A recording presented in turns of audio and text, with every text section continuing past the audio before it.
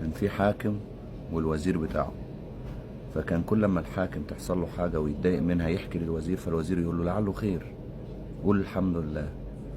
المهم جه في مرة طلع رحلة صيد وصباع الحاكم اتقطع، فالوزير بيقول له لعله خير. قال له انا كل ما اقول لك على حاجة تقول لي لعله خير، اسجنوه.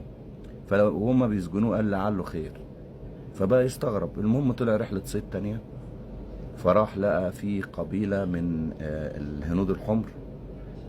اول ما مسكوا الحاكم راحوا حبسوه وهيقدموه قربان للاله بتاعهم. فلما كشفوا عنه، وطبعا عشان هيقدموه قربان لازم يبقى كامل، فلقوا طبعا صباعه مقطوع. راحوا قالوا ده ما ينفعش عشان صباعه مقطوع.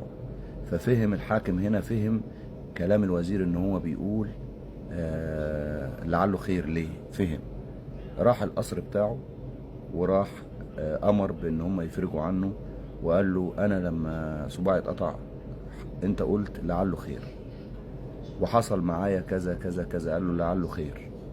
قال له طب لما انا جيت اسجنك قلت لعله خير ليه؟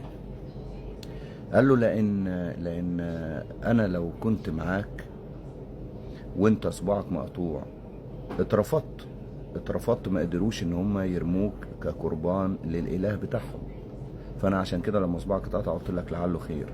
فانت لما انا اكون معاك وهم يلاقوك انت صباعك مقطوع كانوا هياخدوني انا، لان انا صباعي مش مقطوع. فعشان كده لما جيت اتسجنت قلت لك لعله خير. القصد من القصة ان احنا نقول دايما الحمد لله رب العالمين على السراء وعلى الضراء، وما نتشائمش. وبإذن الله المشكلة اللي انت فيها دلوقتي قول لعله خير. ممكن كانت المشكلة دي كانت هتبقى كبيرة جدا وربنا خففها. ممكن انت كنت هتشتري سيارة وما قدرتش تشتريها،